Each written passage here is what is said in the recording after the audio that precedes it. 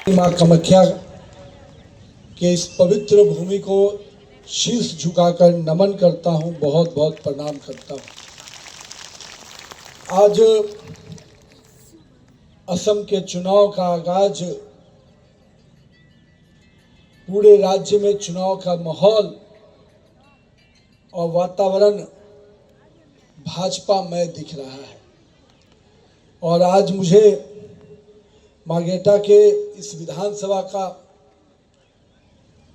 कार्यक्रम में आने का मौका मिला है और हमारे साथ मंच पे उपस्थित छत्तीसगढ़ प्रांत के माननीय उप मुख्यमंत्री और जिन्होंने छत्तीसगढ़ में भाजपा की सरकार लाई, वो उस समय वहां के प्रदेश अध्यक्ष थे, वैसे अरुण साव जी को मैं बहुत बहुत अभिनंदन करता हूं। हमारे भाई और जिनका मैं अभी भाव आपके साथ देख रहा था, जिस प्रकार से उन्होंने अपने जनता को, अपनी माताओं को, अपनी बहनों को, अपने बुजुर्गों को, अपने युवा साथियों को जिस प्रकार से नमन किया, मुझे लगा कि भास्कर शर्मा जी का एक पारिवारिक संबंध पूरे मार्गेटा विधानसभा के लोगों के साथ है। और मैं तो ये मानकर चल रहा हूं, लेकिन मैं आया हूं तो जीत के लिए थोड़ा बड़ा मांगूंगा। जहां असम में हैट्रिक लगने वाली है, सर्बानंद सोनोवाल और हमारे माननीय मुख्यमंत्री हेमंत बिश्व शर्मा जिस प्रकार से पिछले 2 कार्यकाल में लगातार भाजपा की सरकार बनाई और इस बार फिर से हेमंत बिश्व शर्मा के नेतृत्व में फिर से हैट्रिक लगती हुई सरकार बनेगी, उसी प्रकार से भास्कर शर्मा जी का भी हैट्रिक लगना चाहिए ना। एक बार जोरदार तालियों से भास्कर शर्मा जी का अभिवादन कीजिए और आशीर्वाद प्रदान कीजिए। हमारे इस जिला के अध्यक्ष कुशकांत बोरा जी, हमारे साथ उपस्थित प्रदेश के महामंत्री रितु पारा बरुआ जी, हमारे साथ यहाँ पर उपस्थित भीम कर्मकार सदस्य का भाजपा का समिति, दिगंतो शाकिया प्रदेश उपाध्यक्ष एजीपी, हमारे पार्टी के सभी मंडल प्रेसिडेंट, सभी जिला परिषद की हमारी अध्यक्षा, हमारे सभी यहाँ पर विस्तारक, प्रवासी कार्यकर्ता और साथ में इस जिले के सभी पदाधिकारीगण, साथ में बड़ी संख्या में उपस्थित यहाँ पर हमारी मातृशक्तिगण, मैं आप सबको और हमारे युवा साथी हैं, हमारे अभिभावक हैं, उन सबको मैं बहुत बहुत आभार व्यक्त करता हूं कि आज मार्गेटा के इस चुनाव अभियान को जिस प्रकार से माता बहनों का समर्थन दिख रहा है, मैं आश्वस्त हूं कि आधी आबादी नहीं, पूरी आबादी इस विधानसभा की कमल के साथ है और भाजपा के साथ है। मार्गेटा और तिनसुकिया का ये पावन धरती, जिसकी ऐतिहासिक विरासत तथा मटक और सूतिया वंश के वीर पूर्वजों का इस भूमि को मैं नमन करता हूं। इस पवित्र भूमि ने महान संतों को जन्म दिया, जिनकी आवाज ने पूरे देश को एकता के स्वर में और असम की आत्मा को जोड़ने वाला सुधा कंठ भारत रत्न डॉक्टर भूपेन हजारिका जैसे व्यक्तित्व को दिया। मैं उनको भी आज नमन करता हूं, अभिनंदन करता हूं उनका। आज के दिन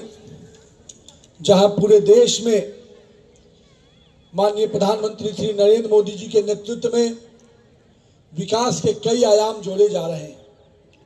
पिछले 12 वर्षों में देश को एक सूत्र में बांधकर, देश को विकास और विश्वास के साथ आगे लेकर, सबके नेतृत्व को, सबके प्रयास को एक साथ जोड़ते हुए जिस प्रकार से माननीय प्रधानमंत्री नरेंद्र मोदी जी विकास की नई कीर्ति लिख रहे हैं, उसी प्रकार से असम में भी पिछले 2 कार्यकाल में हेमंत विश्व शर्मा जी के नेतृत्व में जो सरकार चल रही है, उन्होंने विकास को डबल इंजन की सरकार का असर क्या होता है एक एक गांव में, एक एक पंचायत में पहुंचाने का काम किया है। आज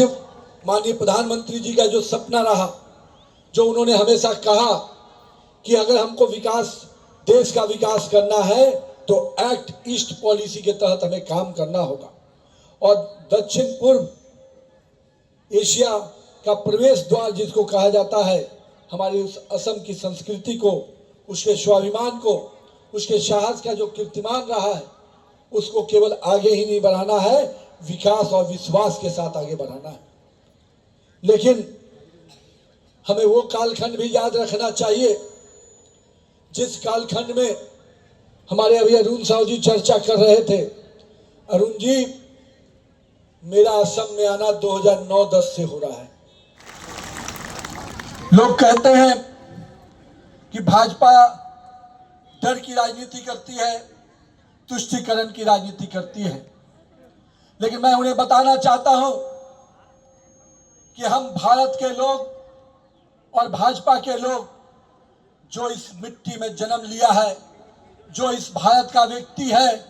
हम पहले उसके अधिकारों की रक्षा करेंगे। हम घुसपैठियों के लिए सरकारें नहीं बनाते, हम घुसपैठियों की चिंता करने के लिए राजनीति नहीं करते। हम मानते हैं कि इस मिट्टी का पहला हक, यहाँ के अनाज का पहला हक, यहाँ के रोजगार में पहला हक, यहाँ के लाभ की योजनाओं में पहला हक असम के लोगों का है, भारत के लोगों का है, घुसपैठियों का नहीं हो सकता।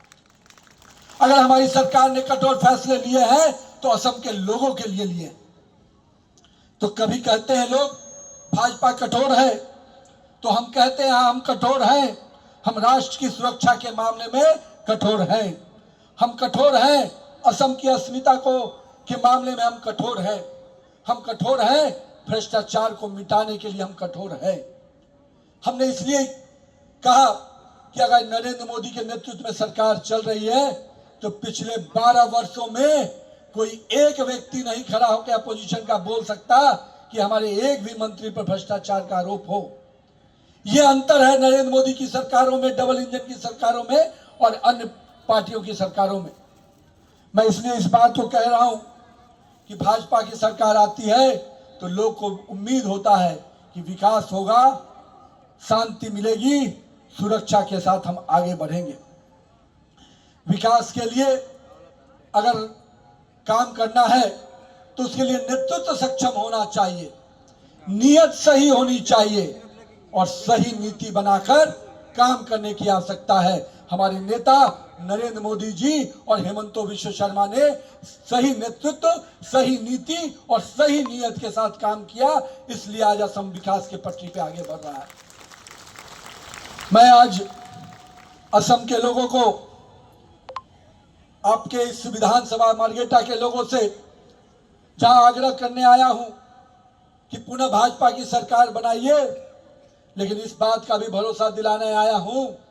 कि अगर भाजपा की सरकार बनेगी तो हर घर में रोशनी भी पहुंचती है, हर घर में खुशहाली भी पहुंचती है और हर नागरिक की सुरक्षा का जवाबदेही भी भाजपा की सरकार लेती है। हम जिस प्रकार से देश में पूरे वैश्विक स्तर पर आज अस्थिरता का दौर है, हम लोगों ने वो कालखंड भी देखा था जब कोरोना का समय था, सभी पार्टियों के लोग घर में दुबक गए थे, लेकिन भाजपा का कार्यकर्ता सेवा के भाव से घर घर से निकलकर कोरोना कालखंड में भी जनता की सेवा के लिए निकला था। हमें याद होना चाहिए वो कालखंड जब कोरोना की वैक्सीन की बात आई थी तो दिल्ली में बैठी हुई सरकार, आपके प्रधान सेवक ने फैसला लिया कि मुझे एक एक गरीब को फ्री वैक्सीन देना है। हम इस कोरोना कालखंड में हर गरीब की चिंता करेंगे, किसी पर कोई आर्थिक बोझ नहीं होने देंगे। पूरे देश को उस आपदा के समय पर निकालने का काम हमारे नेतृत्वकर्ता नरेंद्र मोदी जी ने किया। भाजपा के कार्यकर्ताओं ने पूरे सेवा भाव से काम किया। हम सबको ये याद होना चाहिए वो कालखंड। इसलिए निश्चिंत रहिए, वैश्विक अस्थिरता के बावजूद भी भाजपा कि सरकार, नरेंद्र मोदी की सरकार देश को सामान्य वातावरण में आगे लेकर चलने को तैयार है। तो जो कुछ लोग अफवाहों का बाजार गर्म करते हैं कि ये नहीं मिलेगा, वो नहीं मिलेगा, ये आपदा आएगी, प्रधानमंत्री जी ने सदन के पटल से कहा कि मैं करोड़ों भारतवासियों को आश्वस्त करता हूं कि वो सामान्य रूप से अपना काम करते रहे। दिल्ली में बैठी हुई सरकार आपकी सेवा के लिए जुटी है, आपको कोई तकलीफ नहीं होने देगी। कल ही के दिन में जब पूरे अंतर्राष्ट्रीय स्तर पर पेट्रोल और डीजल की कीमतों को बढ़ोतरी हो रही है, तो आपकी सरकार ने फैसला लिया कि हम उसमें जो कंपनियों को हम जो टैक्स देते हैं उसमें हम रिबेट देंगे, ताकि उन कंपनियों का मूल्य नहीं बढ़ सके और उसका लाभ हमारी जनता को सीधा मिलता रहे। यह परिवर्तन है, यह नेतृत्व करता है जो सामने से देश की चुनौतियों को स्वीकार करता है और जनता को उसके साथ लेकर चलता है। पर एक समय याद होना चाहिए, इसी असम के बारे में जब 1962 के इस युद्ध हो रहा था, तो उस समय के प्रधानमंत्री जी ने कहा था कि my heart goes out to the people of Assam, यानी असम के लोगों ने को उन्होंने उस हाल पे छोड़ दिया था। लेकिन नरेंद्र मोदी की सरकार ने कभी भी असम को लोगों को छोड़ा नहीं, चाहे देश के लोग हों, सबको उनकी आपदा के समय में भी खड़ा होकर एक भाई और एक बेटा के रूप में काम किया। यही प्रधानमंत्री रहे नेहरू जी तो कहते थे कि 35 करोड़ नागरिक मेरे लिए समस्या और चुनौती है, पर हमें गर्व है अपने प्रधानमंत्री पर। वो कहते हैं कि 140 करोड़ जनता मेरी ताकत है, मेरा स्ट्रेंथ है और मेरी घर के लोग हैं, मेरे परिवार के लोग हैं। ये सोचने का तरीका, नेतृत्व कर्ता का परिवर्तन कहीं ना कहीं देश के लोगों में विश्वास का माहौल बनाता है। आज हम लोग सांस्कृतिक पुनर्जागरण की बात हमेशा करते हैं, तो लोग कहते हैं हम संस्कृति की बात क्यों करते हैं। अरे असम का वो प्रदेश अपने सांस्कृतिक विरासतों के लिए जाना जाता है, और हमें याद है कि हमारे लचित बरफुकन के स्वर के प्रतीक सरायघाट के युद्ध को राष्ट्रीय पाठ्यक्रम का हिस्सा बनाने का जो लक्ष्य हम लोगों ने रखा है, उसके लिए लगातार हम लोग बढ़ रहे हैं। और आने वाले समय में लचित दिवस को 24 नवंबर को राष्ट्रीय स्तर पर मनाने के लिए भी हम संकल्पित हैं, और हमारी सरकार प्रयासरत है कि हम उसको उनका पूरा वैभवशाली सम्मान उनको हम दे पाए। साथ ही साथ अहोम राजाओं द्वारा निर्मित असम का पिरामिड को, चराईदेव म्यूजियम्स को यूनेस्को वर्ल्ड हेरिटेज में शामिल कराने का जो प्रयास नरेंद्र मोदी जी की सरकार ने और आपके मुख्यमंत्री जी ने किया है, उससे निश्चित रूप से असम के लोगों का सम्मान बढ़ा है। असम के लोगों का स्वाभिमान को सम्मान देने का काम देश के प्रधानमंत्री नरेंद्र मोदी जी लगातार कर रहे हैं। मैं असम के लोगों को इस बात की, हमारी बड़ी संख्या में माता बहनें यहाँ जुटी हैं, स्वयं सहायता समूह के माध्यम से जो विकास के लिए, हमारे महिलाओं को रोजगार के लिए एक अवसर दिया जा रहा है, और निश्चित रूप से हेमंत सरकार की, माननीय मुख्यमंत्री की अपने बहनों के प्रति, अपने माताओं के प्रति जो संवेदना है उसको दिख रहा है। 40 लाख महिलाओं को 10-10 हजार रुपये के 2 किस्त में आर्थिक सहायता और प्रशिक्षण, जिसमें महिलाओं को आत्मनिर्भर बना सके, इसका जो प्रयास किया गया है, निश्चित रूप का सराहना पूरे देश में हो रहा है। और यहाँ पर उपस्थित महिलाएं उस बात के साक्षी हैं कि किस प्रकार से महिलाओं का विश्वास नरेंद्र मोदी और हेमंत बिश्व शर्मा की सरकार के साथ है। आज मैं असम के लोगों को, जो भाजपा की सरकार ने Assam fixation of ceiling on land holding amendment act 2025 पारित किया, निश्चित रूप से लंबे समय से जो यहाँ के लोगों का एक डिमांड था, 200 साल पहले से पहली बार चाय बागान में मजदूरों को जो सम्मान मिला है, उसके लिए भी मैं पूरी असम की सरकार को बहुत बहुत बधाई देता हूँ। लेकिन मित्रों, ये एक सोच है सरकार की कि हमें काम करना है, समाज के हर वर्ग को आगे लेके चलना है। जहाँ नए कॉलेज और नए इंस्टीट्यूशन खोले जा रहे हैं युवाओं के लिए, वहीं महिलाओं को आत्मनिर्भर बनाना, किसानों को अन्य योजना का लाभ देना, ये सारे प्रयास अगर हो रहे हैं तो इसका श्रेय भी कहीं को जाता है तो यहाँ पर बैठे हुए आप आम जनता को जाता है, जिसके आशीर्वाद से ही भाजपा की सरकारें बनती हैं और नरेंद्र मोदी और हेमंत बिश्व शर्मा जैसा व्यक्ति को काम करने का मौका मिलता है। मैं इसलिए आपको बहुत बहुत आभार व्यक्त करता हूं कि आने वाले समय में 9 अप्रैल को यहाँ चुनाव है और 9 अप्रैल का दिन असम को एक नई स्थान पर, नई ऊंचाई पर ले जाने का दिन है। मैं असम के लोगों से आग्रह करता हूं, जिस विकास की रफ्तार को भाजपा की सरकार ने, नरेंद्र मोदी और हेमंत बिश्व शर्मा की सरकार ने आगे बढ़ाने का काम किया है, उसको गति देने का काम असम की जनता करे, मैं ऐसा आग्रह करता हूं। चूंकि अभी मित्रों 2047 के विकसित भारत का सपना अगर नरेंद्र मोदी जी ने देखा है तो उसमें नॉर्थ ईस्ट के एक प्रांत के विकास को भी उन्होंने संजोया है। और अगर हम असम को भी 2047 में विकसित असम के रूप में देखना चाहते हैं तो निश्चित रूप से इस विकास की रफ्तार को रुकने नहीं दीजिएगा और इसको अधिक गति देकर, क्योंकि आप यहां पर एक सीट नहीं चुन रहे हैं, आप एक क्षेत्र में भाजपा के विधायक को नहीं खड़ा कर रहे हैं, आप इस क्षेत्र के माध्यम से असम में अपनी भाजपा की सरकार बना रहे हैं। इस विश्वास के साथ आगे बढ़िएगा। मैं असम के विकास में केंद्र की कई योजनाओं को चर्चा कर सकता हूं, लेकिन मुझे सबसे अच्छी बात जो लगी कि आज ब्रह्मपुत्र नदी पर उत्तर गुवाहाटी और दक्षिण गुवाहाटी को जोड़ने वाली नवनिर्मित कुमार भास्कर वर्मा सेतु 3000 करोड़ की लागत से, मैं मानता हूं कि ये एक ब्रिज नहीं है, ये उत्तर गुवाहाटी और दक्षिण गुवाहाटी को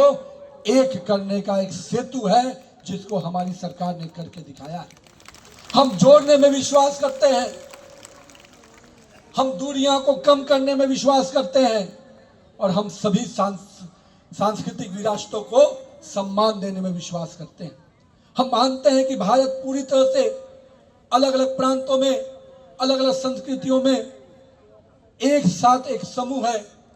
जो कहीं ना कहीं अपने संस्कृति, अपने विरासत के कारण पूरा भारत और पूरा हिंदुस्तान के रूप में नजर आता है। इसलिए मित्रों, हमको असम को विकास की नई ऊंचाई पर लेके चलना है। तो मैं आपको यही आग्रह करने आया हूं कि जिस दिन 9 अप्रैल को आपका मतदान होगा तो हम सभी को पहले मतदान करना है, फिर जलपान करना है। क्या मेरी बहनें तैयार है ना? दीदी, घर का चूल्हा तब जले जब पुरुष व्यक्ति और आप मतदान करके आ जाइए, क्योंकि इस देश के लोकतंत्र को मजबूत करना है। और इस मजबूत करने की कड़ी में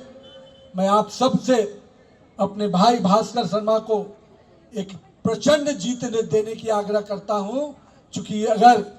जीत की हैट्रिक लगानी है तो छोटी जीत से काम नहीं चलेगा। मैं नहीं भी आता तो भी भास्कर शर्मा जी को जीतने में दिक्कत नहीं होती, लेकिन अगर आपका पार्टी के राष्ट्रीय अध्यक्ष के रूप में मैं यहाँ उपस्थित हुआ हूँ तो कुछ तो विशेष मांगूंगा और बहनों के बीच में आया हूँ तो निश्चित रूप से ज्यादा उम्मीद रहती है। तो मैं आज भास्कर शर्मा जी को आग्रह करता हूँ कि जीत के लिए मैं असम के संस्कृति का गमछा ओढ़ाकर, लेकिन उसके जीत के लिए आपके आवाज, आपका आशीर्वाद चाहिए। तो मैं जीत का एक हैट्रिक जीत का माला और इस अंग वस्त्र को दे रहा हूं जो असम के संस्कृति का प्रतीक है, और आपका आशीर्वाद पूरा जोर से, पूरे आशीर्वाद इनको मिले, मैं इस बात का आग्रह करता हूं। जय भारत, जय भाजपा।